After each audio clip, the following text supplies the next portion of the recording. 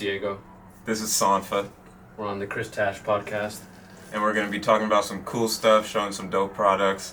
Go ahead, tap in, check us out.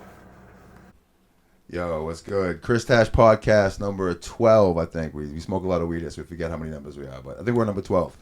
Sitting here today with guys from Yamba, Sanpha Samura, and Diego Calderon.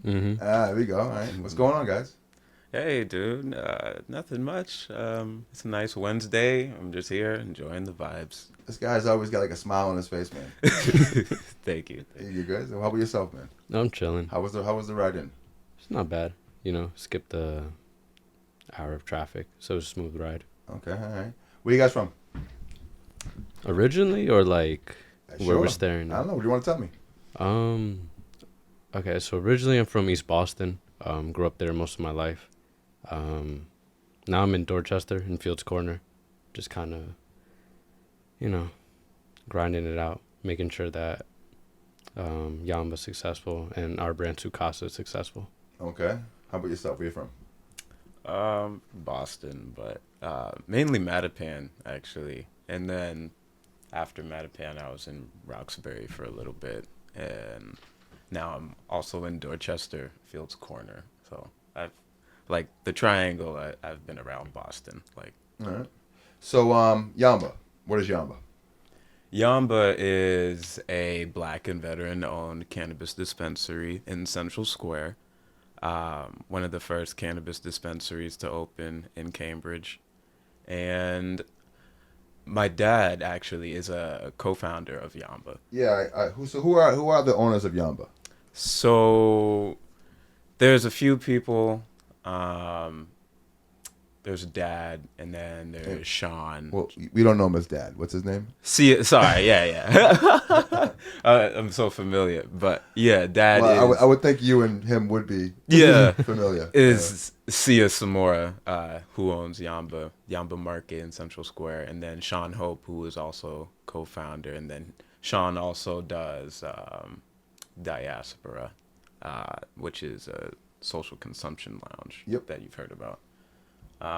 But aside from that too, Yamba Boutique. So hold on. So let's get back. So Yamba is a black and veteran owned dispensary. Yeah. In Central Square. Yep. Mass Ave. Yep. Cambridge. You guys are actually right outside of the Middle East, aren't you? Yeah. So world famous, hip hop nightclub, rock spot in Boston. One of the bigger clubs in Boston. Yep. Legendary. It's a good spot. We were just over there the other day for the Still Gold release, and you guys were selling Still Gold there at the Still Gold Leaf release.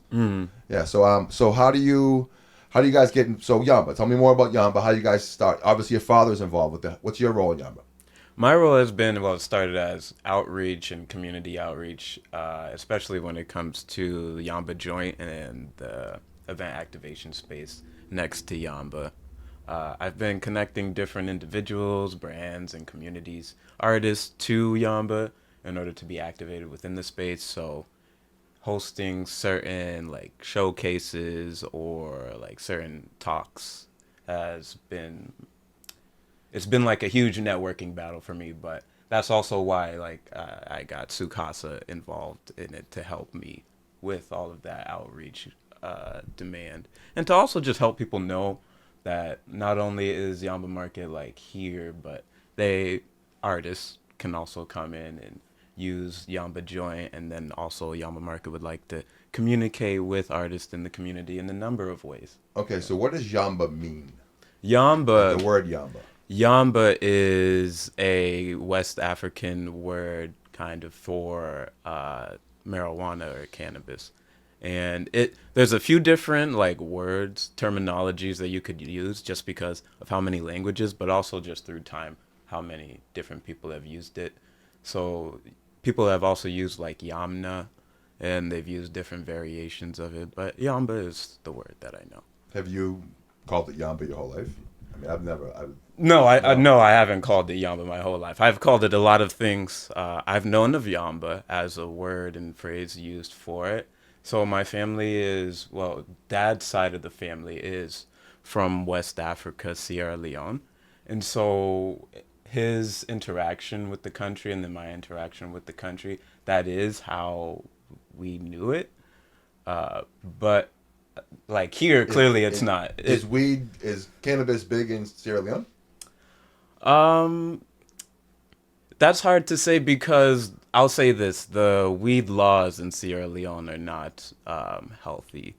Like there's this huge thing called Kush, which is like a negative thing. It's basically K2 mixed with like other things that negatively impacts the health of the individuals there. It's all because of this senseless like cannabis laws there essentially, but it's hurting the youth, it's hurting the community there. Well, we have that shit over here too, that K2 shit. Yeah, it's That awful. fucking shit's terrible. Yeah, so that's kind of like coming from a place of health and knowing really helps the country. So. All right, I mean, so so you said Sukasa. Sukasa is involved with Yamba. Sukasa obviously means what, your house? Yeah. Okay, so tell me a little bit about that. See, it started back in August I think so. 2023. Yeah. Sanpha was telling me about his role at Yamba and like doing the community outreach, and there came an opportunity where he asked us like if we would like to be involved with it and just reaching out to different artists. What does Sukasa do? So we're just essentially like the marketing branch for Yamba, and specifically Yamba Joint, of trying to funnel artists into the space and letting them know that it's a free space for them to kind of do whatever they need to do creatively, whether it's musical showcases, whether we recently had an art gallery with a local artist. She's able to display all her art there, sell her art, invite people to the space for about a week. Just having it be like a kind of like a pop-up shop for different local creatives in the community. How big is the space? Square footage, I'm not sure, but it's a decent size. Yeah, like 50 people. 50, All right, 50 people can fit in. You guys have like a stage in there, or you guys have? It's called Yamba Joint. Mhm. Yeah. A stage. So how did that whole idea come about? I mean, most dispensaries don't have an art gallery attached to it. Mhm. Yeah. So how did that come about? Well, I personally and specifically, I don't really know. I can just tell you that there was a lot of thought and effort placed into not only the location, but also the hopes of what it could be by all the co-founders that were involved. Because in making Yamba, like, people, sometimes they see like a dispensary, and I'm not sure how easy they think it was, but like it takes years and years, like 5 years easily. Well, to tell us a little bit about open the these process. things. So, Especially like we'll get into the whole thing of being a black-owned dispensary as well. So in Boston, on top of that, how old are you? 26. Okay, so you're a little young. Your father's probably, I'm 43. I'm sure your father's probably a little bit older than me. He would know. What was the process like in trying to get open? What did you guys get, like social equity? Well, my parents were economic empowerment. Okay. And so, like, the language with the CCC and, like, watching the rollout of it all, it's changed a lot. And even, like, I'm a social equity applicant, right? But, like, what it takes to be considered one, especially the map that they used for areas considered disproportionately affected by the war on drugs. It's changed. Yeah, it changes every year. Well, tell us a little bit about that process, because I'm not sure people kind of understand what that like what you guys just kind of hinted on right there, how it all changes, war on drugs, impacts, communities. So can you kind of go into that a little bit, because it is kind of interesting. Yeah, so essentially, so in cannabis here in Massachusetts, right, equity was written into the law. And so after that, basically, we have to see what does that look like for everyone. And also too, written into a lot of equity for these cannabis businesses. Everyone thinks of how they affect the areas, quote unquote, disproportionately affected by the war on drugs. And to a lot of people, that may look like a lot of different things. For some people, and then the range of what that is or what that group is, because there are a lot of groups really that have been negatively impacted by the war on drugs. And truthfully, a lot of Americans, if not every American, because negative policy in one place is negative policy for everyone, everywhere, yada yada. But I went on a little rant. You go, it's all right. Yeah. It's good. Yeah. We smoke weed around here. Yeah. It's not a big deal. I guess what you're trying to get at is what the government is trying to do when they're opening up these stores. Now, correct me if I'm wrong, because I don't know for a fact. But when you're trying to open up stores and companies and LLCs and all these corporations involved with cannabis, the government is trying to even the playing field by giving some social equity and economic empowerment to people that may have suffered, in communities that may have suffered more due to like policing on cannabis, laws, jailing, schools being affected, all types of shit like that is what you're talking about, essentially, right? The communities and the impact on communities. And I would assume that being in Central Square, it's a big, I mean, I don't know if you've ever been outside in Central Square. That place is fucking impacted by drugs pretty consistently all the time since as long as I can remember. I'm in my 40s. And I've been running around out there since Skippy White's was out there, and that was friggin' in the 90s. You know, you laugh, you don't even know what the fuck that even is. It was when you used to buy CDs, back when you used to buy like mixtapes and CDs and stuff, like actual cassette tapes that like went in a stereo like that, a radio like that. Like, yeah. Oh, okay. Yeah, you'd have to go up to an actual record store and buy those. And they were in Central Square. But anyways, I'm old. Regardless, there's a lot of drugs out there.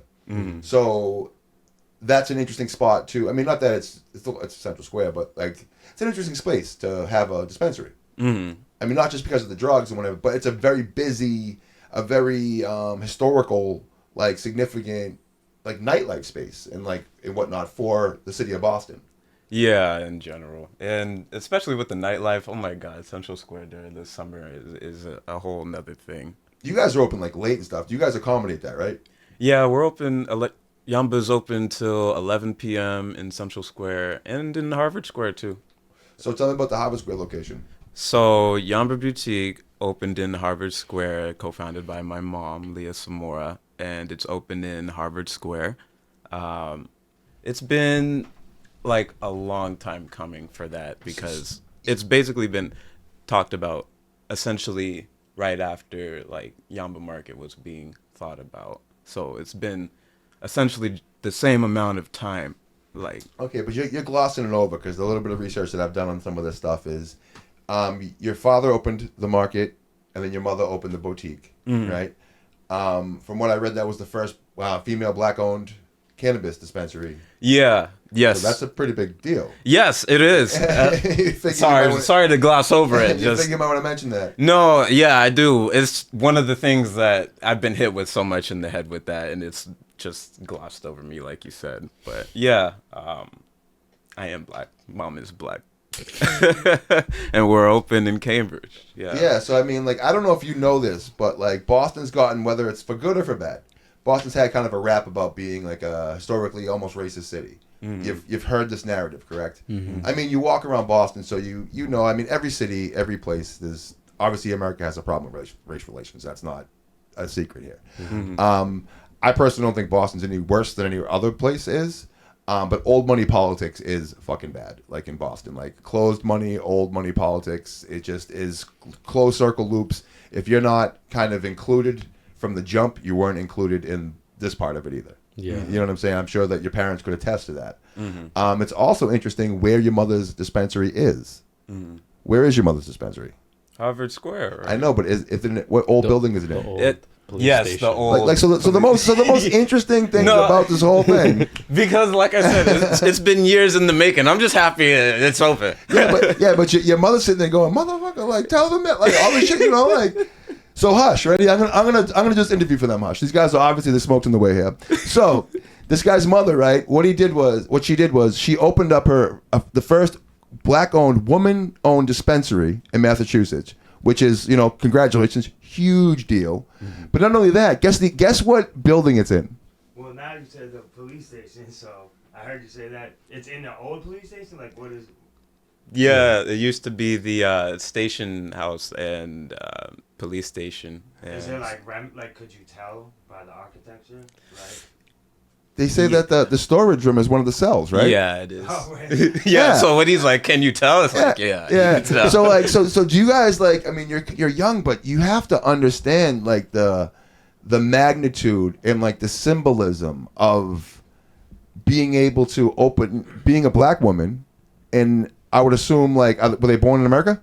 Yes. Okay, so being a black woman in America and opening a weed dispensary inside of a fucking police station in Cambridge. You guys don't see that? That's fucking pretty wild. No, I see it. It's just I've been saying it for 5 years, Tash. I'm sorry. like, Complete full circle. yeah, it's like it's a big fucking deal. It's like and, an underdog story. and not only that, they keep the weed like in the jail cell Yeah. because that's obviously the safest fucking spot. You know what I mean?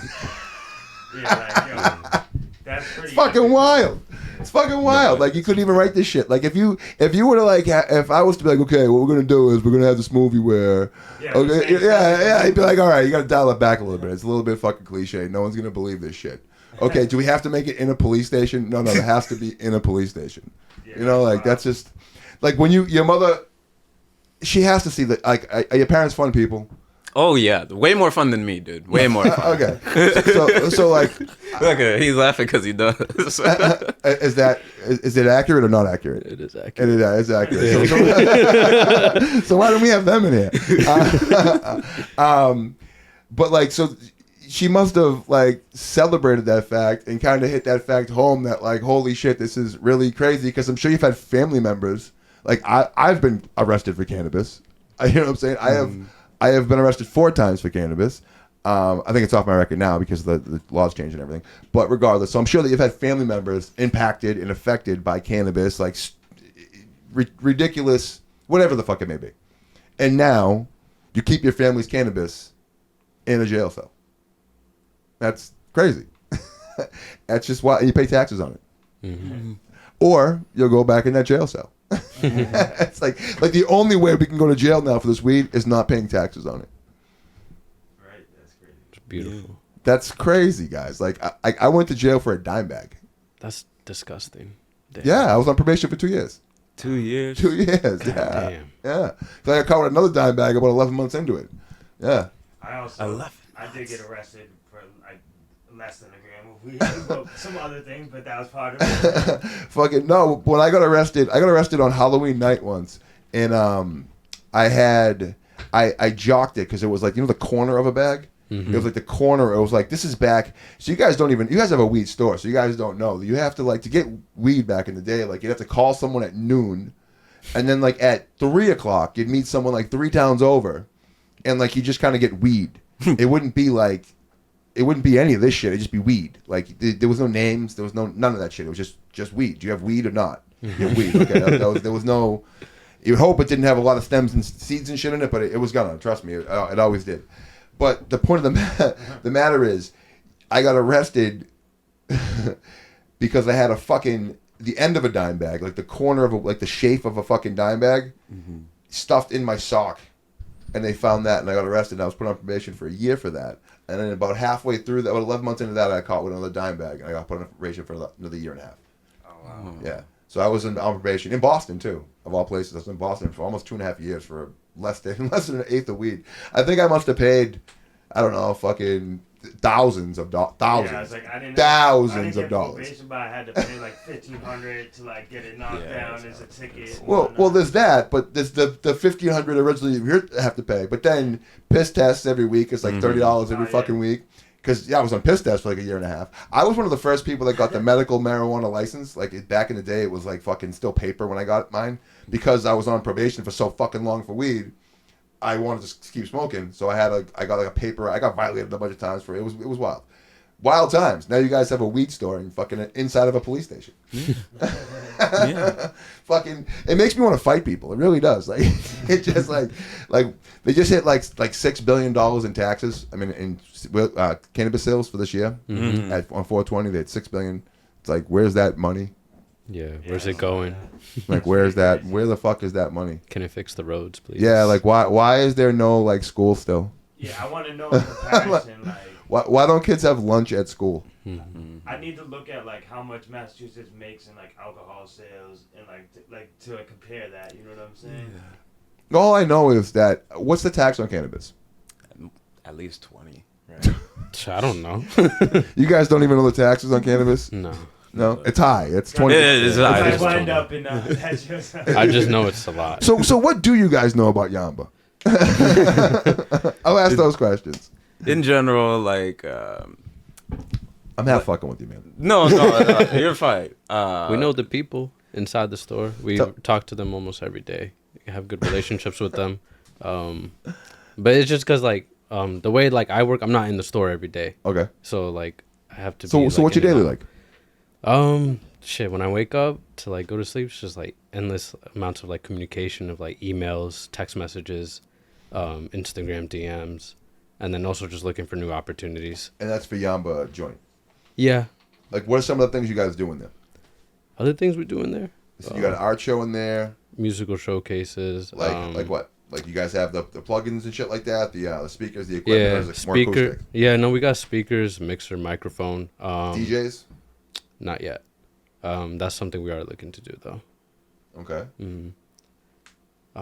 Yeah, mainly it's been like musical events in there for the past few months, and trying to let the community and like the local artists in the community know that it's available for free and they can make their money how they need to within that space. So it's available for free. So how does it work? So I'm a rapper and I'm gonna drop a new mixtape and I wanna. I'm a customer of Yamba. Okay. So I'm like, all right, I see you guys have this Yamba Joint. I got a mixtape coming out. It's fire. It's on fire. Dial on. Usually they like can email me, or like if they reach out to the Instagram Sukasa Studios, can DM on there, and like one of us will respond. Okay, so I'm DMing you right now. Hey, what's up, Diego? I want to come in and fucking do a dope ass show. How do I get that done? What do I got to go about to get this thing done? What can I expect? If you want a tour, you can come check out the space in person. Then we can have a conversation as to like what dates are, what do you have a specific lineup in mind, how many people are going to be showing up. What'd you say it's me? 21 plus. I got 21 plus. It's going to be 40 people showing up. I want to get it from like 7 o'clock to 9 o'clock at night on a Saturday.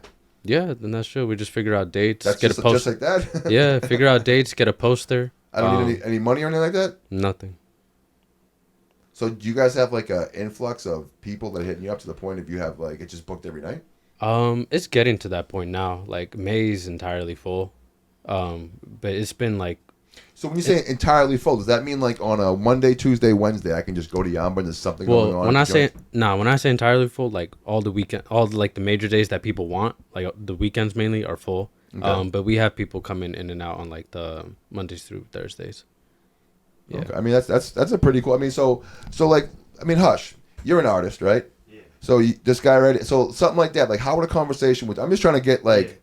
So Hush, talk to this guy. All right, so if you do that for free, is that because you're trying to drive like customers? Like, is that like kind of what it goes? Like, you'd be doing like a sponsorship type thing? Well, like Just to gain foot traffic, like it's like we help you, you help us. Does it all have to be like? They don't have something to do with cannabis, or no? Not completely. If you don't want it to, no. We've had events in there where like it has nothing to do with cannabis at all. And then you said you don't have a DJ, so does that mean? Bring your own DJ. Yeah, like laptop DJ. That's pretty much all you need, really, because you said you have a mic and PA system. Yep, pretty much. So if I got this right, you're kind of offering a free space in the community for artists of all forms of art to come in, enjoy. Like I'm sure the space looks amazing because I've seen the pictures of what the actual dispensary looks like. You guys obviously do an amazing job, and you guys Appreciate obviously like. We'll get to it, but you guys kind of it seems like comfort is a big thing for you guys. It's not as much as other dispensaries are. You guys are more like a community space. Yeah, That's kind of what I got out of like what I saw online about you guys. It wasn't more. A lot of dispensaries you walk into, it's like a boutique or chic. chic. You know what I'm saying? Like a very modern. You guys are more earthy, earth tone. Am I getting that right? Yeah, especially boutique too. But yeah, well, Yamba Boutique. Yeah. As in the earth tones especially there. Yeah. Oh my god. Like it just seems like it's just more like it's not like the Flash. It's more like the comfort, like the community aspect of like family type thing, which makes sense considering you guys are a family company, essentially, deep down. Yeah. But anyways, back to what we were saying. So essentially, I mean, any artist could come in and be like, "Hey, I got 50 people on a Thursday or 30 people on a Thursday that want to come in," and you guys are like, "Yeah, we could accommodate that." Yeah, And as long as it doesn't like, conflict with like an existing event, we're pretty much good to go. That's We- pretty dope. Yeah, we just ask like irrespective of the space, make sure everyone's 21 plus. And we can Oh, it get has to be popping. 21 plus because of the dispensary, I'd assume. Yeah, And now, so what you guys are pretty much looking for is just overflow traffic. I mean, if that happens, it happens. But if it doesn't, it doesn't. But it still gives you guys yeah. a good space to Exactly. actually. What do you got, Hush? No, I was just thinking. I was like, I like the concept, and it definitely seems like it could be utilized. You know what I mean? Like I've done a lot of events, and like I organize ciphers and stuff. So, and we've had a couple rappers on the show. So I was just wheels turning. Maybe we could do something in the future, like with the Oh, for sure. with the Yeah. other podcasts. Like this is the cannabis one, but we also, like you said, did the hip hop one. They kind of cross over. Definitely. But I was saying, knowing that you have the space now, I'm like, all right, maybe we could plan something out in the future. That's kind of where I was going with it. Oh yeah. Yeah, I mean, and obviously, like, But still gold even too, like we've been tapped in with them a little bit, and you guys obviously been tapped in with them too. So maybe yeah, I mean, something you with do them, those like- freestyle ciphers and shit. Like Steady does those things and shit like that right next door at the Middle East. Like, yeah, that's what I'm saying. like right there. So I mean, it's not the jump to get one into your actual spot isn't that hard. I mean, even at some point in time, we might need to work something out where you could have us come podcast live from there. Yeah. You know what I'm That'd be saying? cool. There's things that we could, there's events that we could. I like to put on events. You know, you met me at Bedlam Spot and stuff like that. So we like to kind of, you already know kind of who we're running with and stuff like that. So we kind of want to keep them up, but we can. Yeah, Diego actually doesn't know Bedlam or anything about that space even. Yeah, I've only heard like stories, and I'm like, oh, that's cool. Yeah,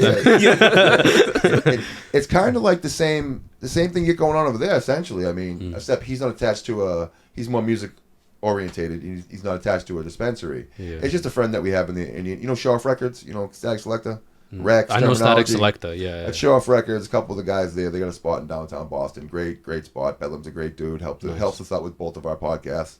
Also a good friend of mine. But I met him there. Who you with?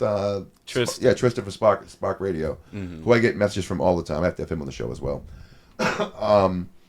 But yeah, no, great spot. They hold about 65 people there. Yeah. So it's a little bit bigger. But essentially the same thing. It looks nice. Yeah, it's nice. I mean, it's the difference is that's a rented out spot too as well. I mean, your spot, but you're also, I wouldn't assume you're not charging any money. Like, if you were to have a show, you couldn't charge ticket money to get into a show. It would have to be a free event for the community, I would assume. It depends on what they want. If Yeah. they wanted to charge tickets, okay, that's Yeah. not really us. Oh wow! Do you guys take the money from you guys? No, they keep all proceeds. Yeah, we want them to make as much money as they can. Yeah. Okay, so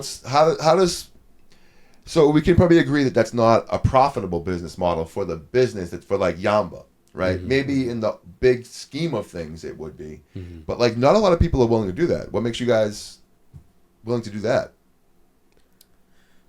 Well, just because of how much we have, I guess, gained from that model, it's like gaining that trust with the vendors. Sometimes it takes more priority than, like trying to get like a few dollars from them, and then so like we have a number too for like the average dollar that our vendors make in these events. It's like 533. Yeah. And so I like that number. I want that number to be as high as possible. And it's like adding value to that number to me adds value to everything else as a place of commerce and as a place where people are like, okay, I'm here having a good time. I should spend my money because it's for things that I actually enjoy. It makes me want to go there and spend money, to be honest with you. I'm being serious. Like, and I know a lot of dispensaries and stuff, so I don't frequent dispensaries often, but like I would want to spend my money as a consumer somewhere that they do care about community and someone that like they're not looking for. My whole thing is, if we don't all try to grab a nickel, we can share a quarter. Do you know what I mean? Like, but we all gotta like let it grow a little bit. And it seems like that's what you just kind of described, and I like that as a business model. That goes against what everybody Tells says. you. Yeah. But I feel like that if you're willing to give, you get back 10 times the amount. Because I mean, Hush, wouldn't you want to drive as an artist, right? If you did as someone doing an open mic, right? You could either rent the space out for $500, right? Or you could do it at their space for free and make $533. Wouldn't you, as an artist, start driving business to their it's place? like one hand washes the other. Like you would, it's like, well, like you said, the vendors. So the way if I was trying to do it, I'm like, how many? Like I would obviously have to see the space, but like the way that I would try to attach, like obviously you guys as like a sponsor on the flyer and like doing the vending, and then as many vendors that I could attach to it, essentially kind of like grow, like you said, make it like a big community thing. So it's like there's different money. Like and I'd probably, if like you said, if you're not taking a cut, and I'm like, all right, if I'm keeping all the door money, now I can possibly pay the artist. Yeah, that's what I'm saying. That's the Yeah. whole purpose. Yeah. And then also like $500 really isn't like a lot of money when it comes to like a show or something like that. Like that's like that Well, goes you said- very, very fast. You were Because saying it's that's good. how much like the vendors are. No. That's how much I'm saying like that's vendors. dope because that's just enough money for everyone to kind of like get it that like at that level. You know what I'm saying? Like at that like open mic type level, like you're getting paid even $50 is fucking dope. Well, you do like a listening party, like $5. But then you'd build something. Also, like you'd be like, all right, that was successful. So next week, But that let's do it. that number's old too, so we kind of have to Could be, update that as yeah. well after this past month. Yeah, How but I long- mean, how the long have you guys 533 been is doing that? irrelevant. I mean, it's just the fact that you guys. Like, how have you guys been doing this a long time, or is it like the first year? No, doing since first year since September. it? So you haven't had a summer there yet. No, not No. yet. So- We're getting ready for it right now.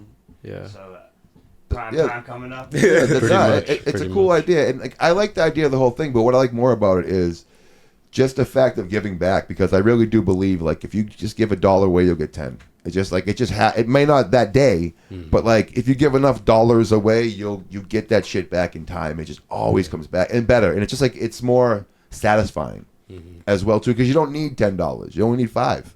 You know what I'm saying? Like, and you can kind of get the other 5 back. It just works. I'm into it. I like that. Yeah, and it's like a economic empowerment sort of way for the artists, just to let them know like your dreams and like what you're chasing like can be monetized, even if it starts at like small level, like you can build towards something. That's super interesting because like if you were to do a show like let's suppose at a bar or something like that, and you have to pay the door fee and everything like that, you might not clear. Exactly. You might you might be in a hole, and if you don't have money, like $500 if you don't have money is a lot of fucking money. Like you know what I'm saying? Like if you can't pay anything, It at least pays a bill. You know? Yeah. I mean, I was doing like it's been a few years now, but that's kind of like I was throwing monthly shows for years at the certain spot, and it was basically like the same model. Like I would get a set amount, I would pay the DJ, and then if it did well, like I could get more or whatever. But like nowadays, like what prevents me from like throwing more battles and stuff like that is always being like, all right, well, I gotta come out of pocket to find this venue. Am I gonna get people out here? You know what I mean? It's like the risk involved. So it's like I'm not trying to lose money. Because usually if I'm doing it, I'm also filming like videos or ciphers, whatever. So I'm like already taking a lot of work on. So I'm like, I'm not trying to do all this work plus lose money. You know what I'm saying? It's just interesting because he's like an artist at the level of the guys you're looking for. You know what I'm saying? That does local shows, local battles, like puts local events on and stuff like that. That's your customer right there. I mean, I don't know if you even. That's why it's interesting because it is an avenue. I don't want to just keep dwelling on this, but it is a very interesting thing because it is empowerment to someone who can't. It's hard for someone to come up with Hush. Not saying you can or can't come up with $500 to, let's say, rent the bar out for the night, and then you gotta pay a DJ $200, and then you gotta you want to be able to pay artists too. Like I mean, you could obviously like people would do it for free because everyone wants to just rock out and like you know what I mean. But at the same time, if you're like, all right, this is the model, like you could guarantee a certain amount, and then also like I would do like a tickets. The way that I like the model that I would try to do was like I don't like where an artist feels the pressure like they have to sell tickets, but what I would always do is like you print out tickets, right? And then I'm like, all right, if you sell these tickets, you make the money off it, but otherwise it's just the door money. You get what I'm saying? Yeah. And it's not even. I mean, that's a great point. But what I'm trying to get at is 9 out of 10 people won't even try because there's no way they can. And you're giving those other 9 people a place to try. And for what it's worth, right next to the Middle East in downtown fucking Cambridge, right in Yeah. fucking Central Square is Yeah. a really dope place to fucking try. You know what I'm A saying? lot of people too is like you said that, like even Brandy Blaze, like who's like tight with Still Good, like one of her first shows I think was at Maggie's, was just like coming to one of those shows, you know what I mean? Yeah, It's like, that's everyone's. and then she went on, she performs all the time, so it's like you're getting people who necessarily might not realize that they're like dope performers if they don't like take that first step. You know? We're gonna definitely 100%. We're gonna use a lot of this space because I mean you're right on Central Square, right? I mean like how far down are you? Are you where all the tables and chairs and shit are? Yeah, so right by across the street from H Mart. Oh, okay. Then on the right you got Viali and Yep. yeah. Perfect. Oh, I Okay, know so what you're talking yeah, right there. So Mhm. that's a great space, and like you could definitely have. It's a great space to empower a community. Like Yeah. for someone that it is good when you see companies that cannabis companies cost a lot of money to operate, obviously, but in the long run, the good ones will make a good amount of money. You know that's why you get into the cannabis industry. It's why you do it. It's big payoff, but it's also big buy-in.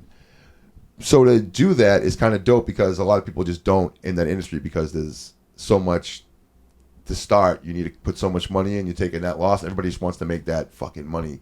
You see what people do with this cannabis. They bleach the cannabis and burn the cannabis and you guys. It's crazy. I won't even get into it all, but you know, you know, Yeah, you guys know it all. You guys have heard it all. So to see someone go the other way with it, it's refreshing. It makes me want to support you guys. You know what I'm saying? Like I hope we can get help. Hopefully some artists that maybe wouldn't know about your space sees this. Maybe even some artists that can sell a spot out. Like maybe you get like a nice name in there, Yeah. and then you get like one. All it takes is one name in there, and then like everyone just wants to rock now. Yeah. Pretty You know what I'm saying? Like, and I'm sure you guys aren't gonna have any problem with it once people realize you can be in Cambridge on a fucking Tuesday night with the dope shit and with an open door and no fucking fee, 50 people in and out. You can put 250 people through in a night easily. Easily. You know what I'm saying? Have a nice little you could do that easily. So it's dope. So what's next for Yamba? Boutique. That's what's next. Yeah, That's right now. Tell me about Boutique. Besides the fact that it's in a police station. Besides the fact that it's in the police Well, station. what makes Yamba Boutique a boutique? Oh, you gotta go inside and look at it, man. Well, I have you sitting right. No, because Look the at- inside of it. Oh my god. Nah, it's different. So see all these different. cameras right here? These cameras right here are attached to people on the other end. That they're gonna see this, right? And they're gonna be like, "This is why I gotta go to Yamba and go see it." So you gotta describe it a little bit. Yeah, dude. The inside, it's like earthy. It's like bedazzled jewelry. It's like the aesthetic is really hard to describe. It's Earthy, bedazzled jewelry. just like luxurious. Can And I describe it? go ahead. Yeah. You probably got the better words for it. No, the design and the interior design, it kind of reminds me of like old Muslim architecture Okay. from back in the days, like a lot of smooth like curvatures. Yep. I think Leah purposely, there was a conversation about like she purposely designed it like that, so there's like more curves in it. The products that are sold in there, not cannabis, but like the accessories and the clothing are all like from women of color, that are just like in the industry and just like are trying to break in their own way. Yeah. as Oh, well. okay. Women-owned brands. So Women-owned brands. So, thank God, man. Yeah. All right. Okay. In this conversation would just be me going like, he'd be like, I don't know. I guess sounds yes. I guess yeah. Okay. So most dispensaries, when you walk into them, Yeah. you said there's other products that aren't cannabis related. Yeah. That's interesting. Like what? So they have the weed bag by Yamba Boutique. It's just a tote bag, but I have one. It's really nice. If y'all should go cop one. But they also have this brand, Buy Weed from Women. They have a jacket in there that I've been eyeing for a while. I'm probably gonna buy in the future. But they also have, they have the T-shirt and then the tote bag for that as well. They got ceramic bowls. So how does like Yeah. how do like when you say bowls, do you mean like weed bowls? Yeah, yeah, Like okay, so there are all the products are cannabis like related. related. Yeah. Okay, because you had me like I thought there was just other shit in there too. Like Oh, I mean it's but it's like accessories and stuff like that, you know. But it's still cannabis related. Okay. Yeah. Oh, what else in there? Because clothing, it gets iffy to me. But yeah, all cannabis related. okay. Shit, man. So what do you guys got? What do you kind of products do you get at Yamba? Besides bud. Well, what kind of bud products? Yeah, I'm saying what kind of bud products? Like what do you guys carry? Oh God. Oh God. You don't High even know what you carry? supply. Local, Nature's Heritage, local. all local stuff, right? Mm-hmm. Yeah. Yeah. Because a lot of these people probably been on the Boss show. Farms, yeah. Yeah, that's what I'm Are you saying. guys doing like diamonds, like all the like hash oils, diamonds, raws, and like all that, or is it strictly flour, pre-rolls, like They got everything. Everything. Like the Yeah. largest. Every and anything you could think of, it's in there. What's your favorite thing in there? It's not even on the menu. Like, what- So there's this thing in Yamba Market called the Yamba coin. It's like a VIB coin that you get, and you know, you get how do you get the VIP coin? you can ask in store. Just go. You have to physically go in store and ask about the Yamba coin, and it gets you access to a menu that's not.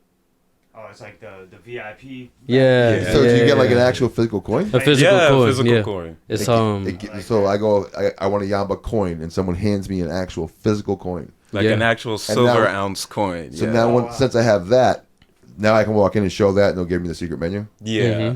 Mhm. I get to keep the coin. Yeah, Yeah. yeah, the coin is yours. You can do whatever you want with it. You can melt it down, sell it. You can do whatever you want with it. I'm telling people that You you can melt guys- it, some Cambridge shit, some Wait. Central Square shit. Yeah, melt You it down, guys sell make it. the coin? Like you said, you can melt it down, but you guys make the coins like at a Yeah, it Yeah. has the Yamba wow. logo on it. Yeah, like it's Yeah. minted. Yeah. Yeah. Well, do you guys do the minting, or is that outsourced, or is that like from? Because you said a lot of people I don't do know like the- clothing. and Like, stuff. do we have the press ourselves? Well, like, is it ordered, or is it like a thing that you guys like? I don't know. That's kind of unique. Like, I never heard that. Like, is it like this Well, it- outsourced online and you designed it like in 3D, or like? Oh, yeah, you can just design it or you can yourself. order that yeah. shit. Yeah. So in Cambridge too, there's a culture of like speakeasies and shit like that. Yeah. Cambridge, it's like it's old money shit. There's two of them out there. I forget the Red Door is one of them, and there's another one out there. One of them you go like to a phone, you dial a phone number, the door opens and shit.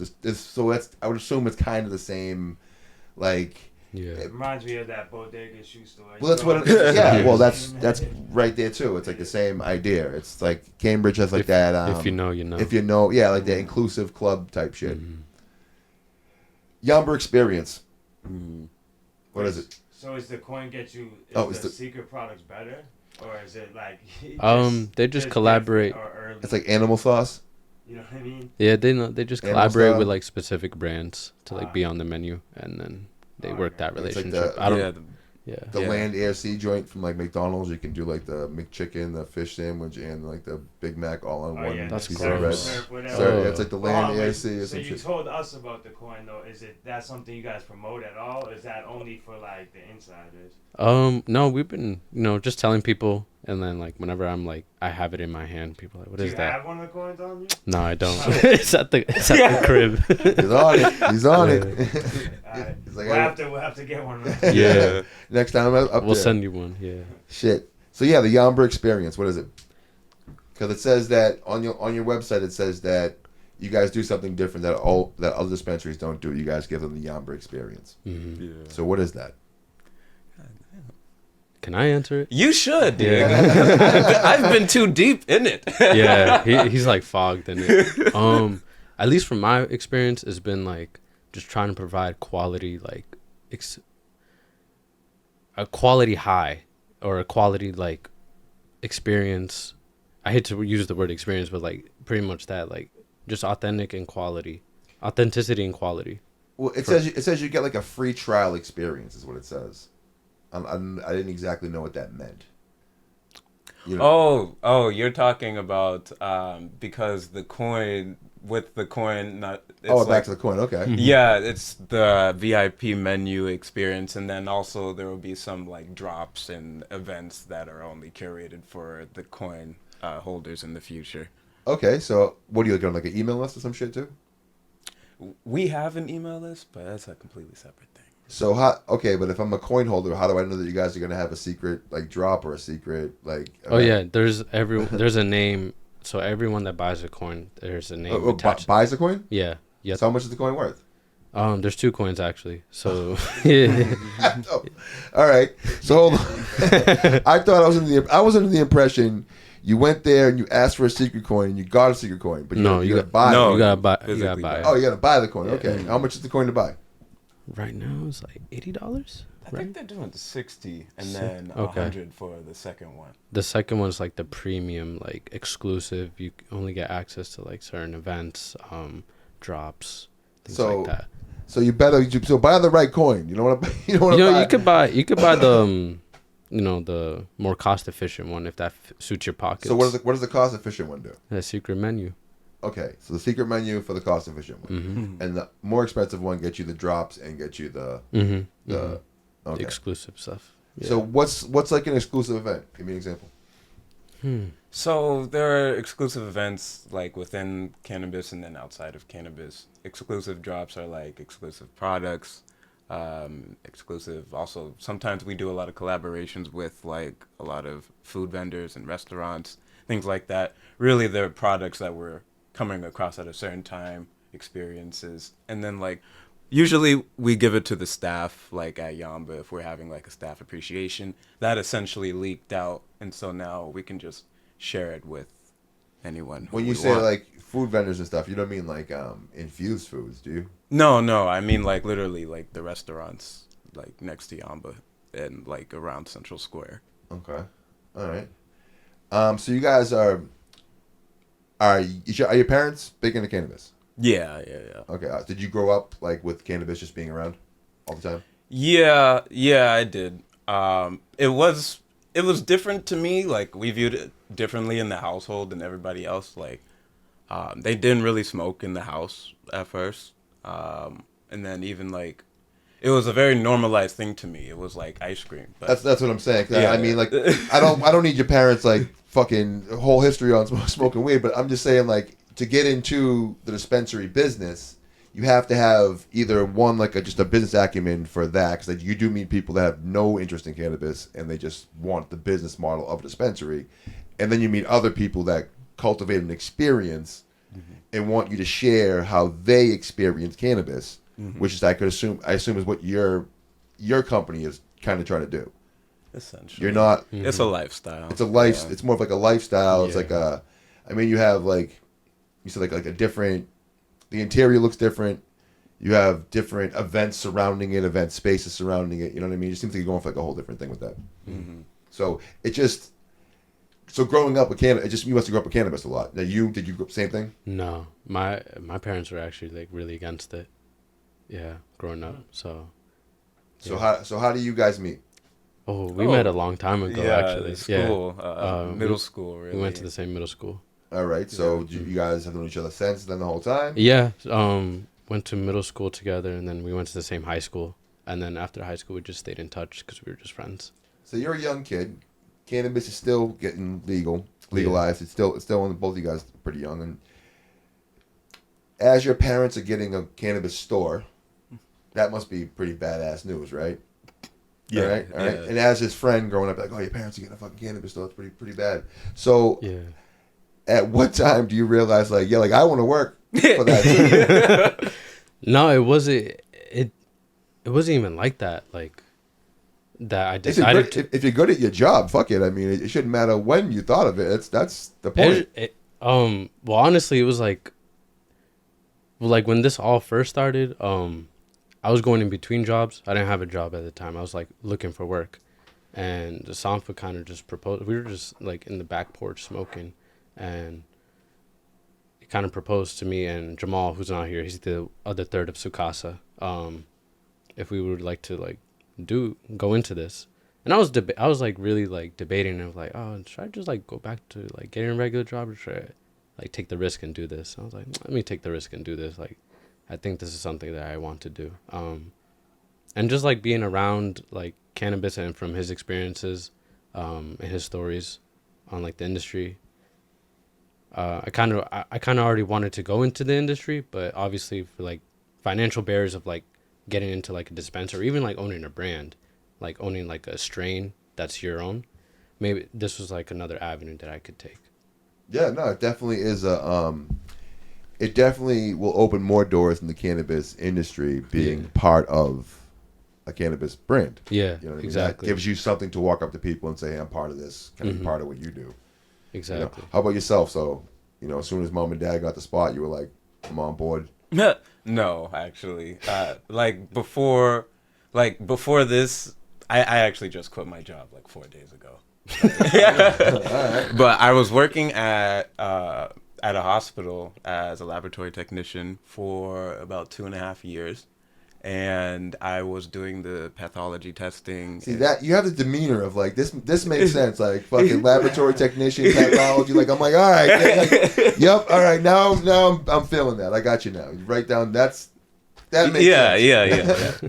And that's a compliment, by the way. No, thank you. No, and my whole plan was I just love being in a lab, and I like to learn a bunch of different lab methods. See that makes sense. See, I'm starting to get animated now. We talk about labs and shit. He's like, oh, fucking right. So you guys develop your own strains there? No. Do you plan on doing that? Yeah. So that's what I want to do. Yeah, I should get talking to the microphone. Yeah, no, I don't know if it's picking up. I'm closer. No, yeah. So that's my work in the lab. I've worked with a lot of different samples in microbiology and biology, but I wanted to move that more towards like cannabis testing. But in general, though, before I was even working at the hospital, I was working at this homeless shelter for men, Pine Street Inn, actually. Oh yeah, you was ghost during that time period. Yeah, no, I was working nights at the homeless shelter. That was I actually had a really good time doing that for a couple years. What are you doing at the homeless shelter at night? So I was guest services, I did the data entry, and I also did the front desk. So I would take people into the shelter who wanted to just find a place to stay for the night, and I would make sure that the number of beds were accounted for. I knew all of the guests. I would say hi to them. I would make sure that they were sleeping in their beds, and then as the shelter ran, I made sure that people had like clothing, towels. What's the craziest story that you've seen at the shelter? The craziest story? Yeah, what's the wildest thing? Come on, what's the wildest thing you see? Why you gotta look at him? Was it you? Did you do some shit at the shelter you weren't supposed to do? I don't even know the wildest thing. Well, you're about to find out right now. Come on, you must have seen something, especially late night at the shelter. Yeah, there's a couple. Let me see. One that was like off. It was like, so while I'm at the front desk, right, I'm used to like giving people supplies that are guests, right? Like it may be a towel here, sandwich here, a pen here. This old man walks up. He's like, excuse me, I need to cut this. Could you give me some scissors to cut this? And I'm like, okay. I give him some scissors, and then I go back to my task for a couple seconds, and then move along. Some more guests come by asking me for things. I'm answering the phone for the front desk, and then he comes back. He hands me the scissors, and he says, thank you, son. And then he turns, and as he turns, I notice that his ear is like gone. It's barely hanging on. Yeah. And I was like stunned. I was shocked. I was like, and then my guy next to me who's working with me, he was like, yo, are you okay? You look shocked. I was like, just couldn't say anything. Dude just pulled a Van Gogh. Yeah. Did he end up not saying something? Or What, do you guys go to bed? You guys just let the guy go to his bed or something? So what the fuck happened? So after like following up with him, so his ear following up with him? No, like after I had chilled out for a second, we went back up to him, and so his ear was already like a little gone. Like he had just gotten stitches at BMC or something. And he cut through the stitches, and he couldn't really feel his ear, so he kept going. Oh my god! I wish I had asked this fucking story. That's awful. Jesus Christ! I don't know what I was expecting, but. Ugh. So, do you ever work at a homeless shelter? Couldn't be me. But did anyone cut their ear off at your last job? No. First time you smoked cannabis? First time Ooh. Steal from your parents? I know you didn't steal from yours because your parents didn't like it. No. No, I didn't steal from my parents. A lot No. of people did, man. You'd be surprised. Well, Especially yeah. our generation. No, yeah. No. How old were you? I don't probably. Neither one of you. I was 15. 15. I was 18. I was a late bloomer. I would have thought the opposite because he said his parents didn't like it. No, but That's- that's how it is. It was so normal in my house that it was like I didn't. See, like, let that be like right there. Let that be a testament to the whole fucking thing. Yeah. It's like it was so normalized, he just didn't even care about it. And meanwhile, like your parents would have killed you if they knew you were smoking weed at 15. It's like the Willy Wonka Yeah. factory. They said like he was like his dad was a dentist and he like couldn't eat candy and then he ends up becoming the chocolate factory owner or Yeah. something. Like, Yeah. I have no idea what you're talking about. you don't know the Willy Wonka? Nah, That's I got origin you. of Is that how? Is that the Willy Wonka origin story? Yeah. Yeah. No, That's I how didn't know. I it mean, I've seen. Obviously, I know what Willy Wonka Yeah, is. Dude. yeah. Like I've read it and seen it, but I forget that that's Yeah. the. I don't know the origin story of Willy Wonka. Fucking. How do you guys like to smoke? Preferably, I like a blend of stuff. If I have all the ingredients, I do grabba. All the ingredients. Yeah, I'm very meticulous. So now. walk us through your meticulous. It gotta be, if it's like my preferred thing, a Hold sativa. on. Is this guy impossible to smoke with? Is this like No. Hold on, is it like a sativa? Has to be an orange sativa that was grown on a Wednesday that was picked by. Actually, maybe you gotta hear him out. Yeah, sativa preferably. Some CBD to like balance it out, and then grabba or like tobacco. I can't stand the tobacco in there. Fair enough. We grew up on the blunts and like I'm off it. Well, I mean, I grew up off like Phillies blunts. Ooh. Yeah. See, like, well, in the 90s, that's what we had, man. Like there was no all these new Fonto shit. leaf. No, Fonto was kind of new. I mean, the Fonto itself. I mean, I'm sure like people in Jamaica and people in Africa were smoking Fonto forever, but people in Weymouth, States. Massachusetts were not. You know what I'm saying? fair, Like, fair. I mean, I'm sure like I discovered Fontos probably when I was like 17, 18, but I was in the city. You know what I mean? Like, and they don't have. Do they have them out here yet? Yeah, well, all right. So they had them in Weymouth, and then Weymouth is weird, and they stopped selling them. Like I felt like it was kind of like.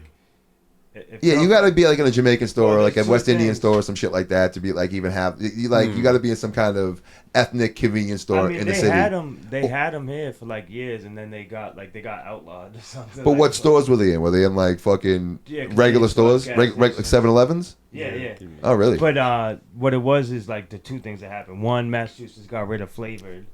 I know that. Yeah. Yeah. And then after that, it was weird. Like they got rid of the Frontos, like in Weymouth. And I Well, was those like, like, but like, That's probably city to city. It but, was, like- because I was like, wait, so I can't get it here no more. Like, what's I up? would know like Jamaican dudes or Haitian dudes that would sell like them out of like bags instead. Yeah. Like that's how you would get them. Not like at. I mean, eventually they were in stores too, but they weren't like in every store. They were in like. Yeah, Yeah, like yeah. you'd be like a corner store, not like a fucking like 7-Eleven or a fucking Yeah, they kind of like went the ma- mom and a pop Cumberland. place. Yeah. Yeah, They're yeah. not a Cumberland Farms. They ain't have. They don't got that Gotcha. shit. Nah, I know You what know you what I mean? mean, Like, yeah. yeah, you're not getting that shit at Walgreens, bro. Like, you know what I mean? You have to go to like fucking like the corner store. Yeah. That's what it's called. Bodega A vibes. street store, whatever the fuck it is. You know what I mean? Yeah. Or you got to know like Sham, and he got to fucking Sham selling. My homie Sham would sell those fucking things. Yeah. You know, like he was one of the dudes that would sell them. But yeah, like nah, I don't, that shit ain't for me. No, that's fair. Because growing up back then, there was no strains either. Oh, so it's just weed. Yeah, there was no strains. Hush, he's in his 30s. I'm in my 40s. You guys are in your 20s. You guys had strains? Did you remember when there was no weed? I mean, it was just weed, and then Kind Bud. Kind Bud was a The thing. thing, and then it started getting into the. So it was Kind Bud, then Hydro. Kind Bud was like all Kind Bud was green weed. Without seeds. It Yeah, was like without like, if seeds. it had no seeds, because weed was brown Yeah. and it had seeds in it and stems in it, and it was also like a compacted thing. Like it wasn't like buds. It was like a compact. You would like peel it almost. Seal tight. You would just peel. I don't know how to explain it, but you would just kind of peel it. And like if the weed was buds, it was like really good weed. But then eventually it became like it was like you said too. I remember kind bud. It was like regs, kind bud, and then like you said the hydro. Like just the generic like top strain. Yeah. And then it was like started getting. It was beaster bags is what it was. It was like BC beaster bags. It's like the cannabis got like a little bit better from like the West Coast, the Cali like beaster bags and shit. But that's like your brother grabbing that shit early. But, yeah, no, that's like, kind of how. Like even I remember he was on like the hash oil mad early, like years before people started doing it. He was like making his own. Yeah, a lot of that shit. And shit. I remember before, like I remember when like slabs and shit, like that was not a thing. It didn't exist. Like BHO didn't exist. Like no, like people were blowing themselves up, starting to do that shit. My homie Jim Moffitt, rest in peace, passed away. I'm talking like this is probably fucking 9 years ago.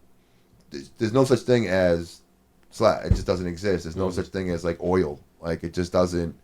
It's weed still. Like and you know if you leave like here, like you go to like, the middle of the country, they don't have that shit yet. You go down south, they don't have that shit yet. They don't have diamonds yet. Like they don't have that. Yeah. You know what I'm saying? They don't have blonde fucking hash, white hash. They don't have that. Like you know what I'm saying? Like they don't even have like these beads like in the way like crazy glass and shit. They don't have that yet. Mm-hmm. It's like still making its way. You know what I'm saying? Like to that shit. But anyways, my homie Jim Moffitt, it was fucking Shatter. Like Shatter is I don't know, probably like 5, 6, 7, 8 years old maybe. Like they like Shatter's not that old. It's because he was one of the first people that ever had it. And I went to this dude's house the first time I ever had Shatter. My girl will laugh at this fucking story. This dude had he was in the South, like on fucking D Street. And went to his house and he's like, do you want to do this thing? Like you want to dab? What the fucking idea with dab? Yeah. This is back when you purge it still with fucking BHO oil. You'd fucking, I don't know if you guys know what that is, but like butane. You shoot butane into it and you'd purge it and you'd get like the bubbles would come out of it and shit. It was disgusting. You'd smoke it and you could taste like fucking acetone in it and shit. It was awful. But anyways, fucking this is how it started though. It's not that long. This is not that long. Bro, I'm trying to. Yeah, you guys don't even know, man. Like, it's like I only smoke flowers. Yeah, so fucking. But this dude had a fucking like what the fuck is it? Yeah, but for the grill. Like a propane tank. Yeah, he had a propane tank like built into his couch. That's crazy. And like on the side of the couch, he had like a hook, and it had like it was hooked up underneath. You know, like it had like a fucking like the almost like a hookah tube. It was like a tube. It was like the gun was hooked into the propane tank under where we were sitting. I was like, what the fuck are we into? Wild. Jim Moffitt was a wild man, and we dabbed. And like this is I had a couple. I haven't drank in like years now, but I was drinking back then. Summer afternoon, it was hot as fuck. Had a couple beers on my way in a selfie.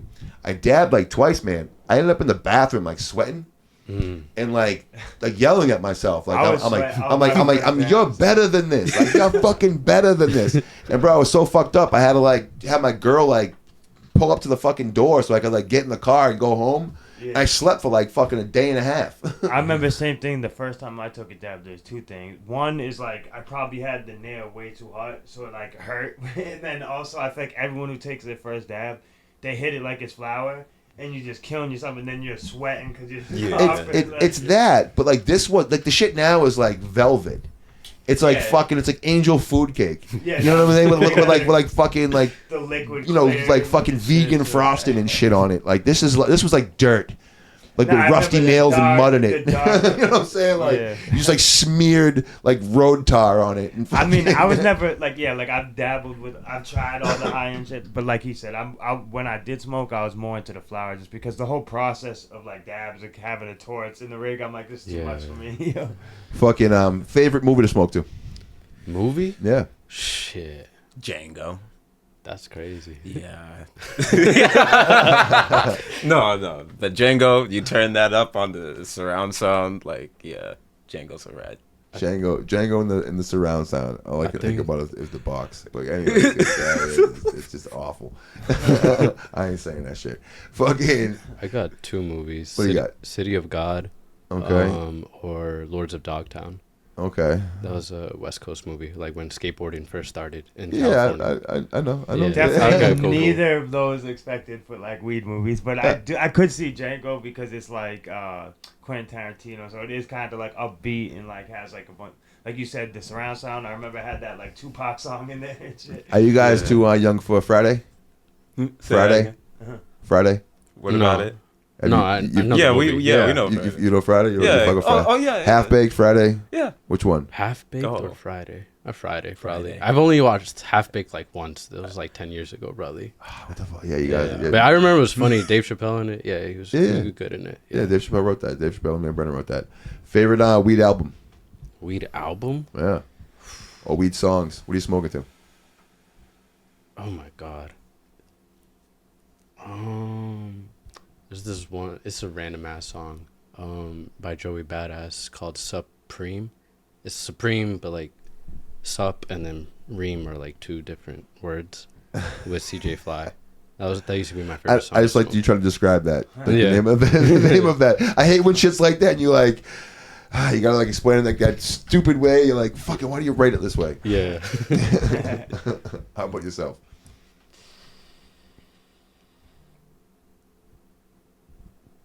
Probably Forever Loving Ja by Bob Marley.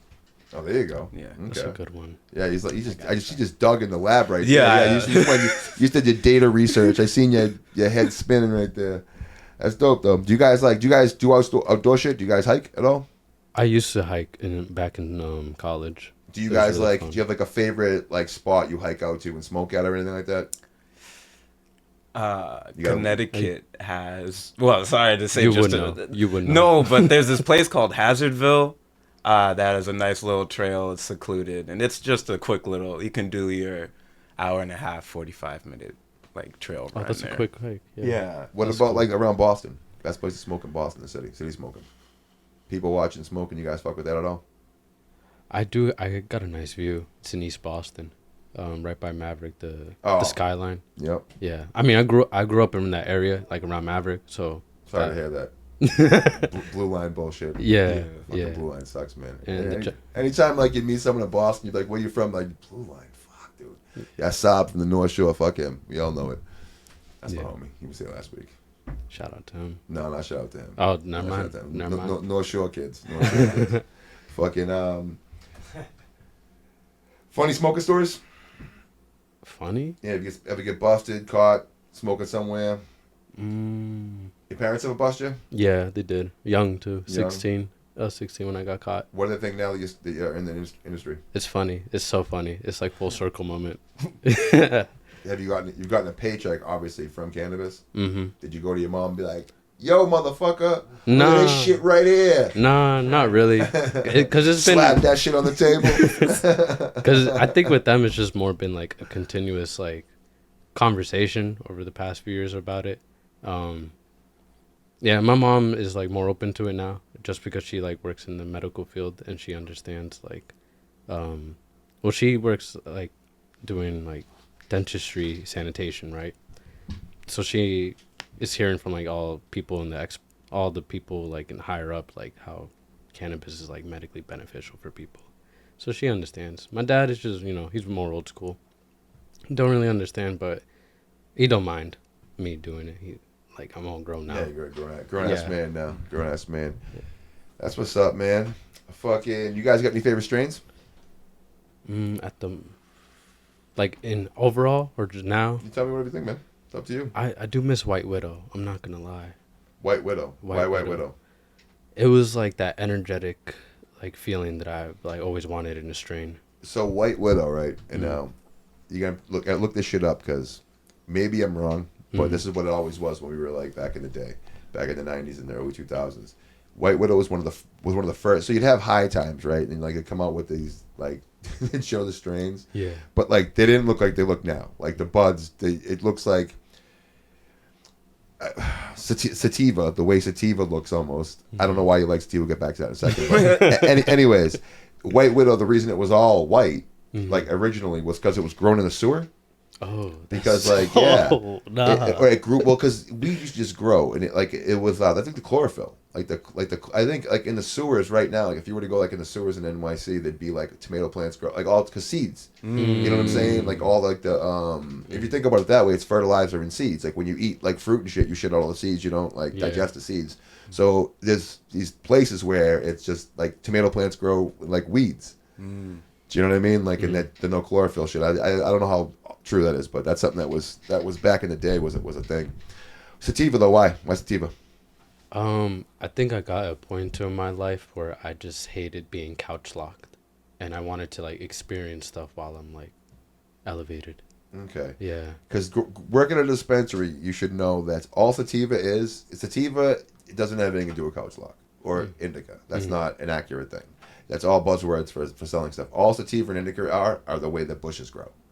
Sativa is like this, indica is like this. The round bush is the indica bush, and the long high bush is the sativa bush. It's just plants that grow in different parts of the world. That's all. That's really all it is. Well, It's just for the grower. The strains that are more energetic. Well, that's your terps and shit like that. Your Yeah. terps are gonna. It's what's more gonna affect like your, and that's personal as well too. That's your terps and your terps because your endocannabinoid systems are different. Yeah. So that's gonna affect you guys both differently. I don't mean to just like shit on like your sativa thing, but like people don't understand that it's the way it's shaped. Yeah. Sativa's like 8 to 10 weeks growing, and instead of 6 to 8 weeks as well. It's a longer grow cycle. The bushes have less buds on them because they don't flower as like those big robust round bushes.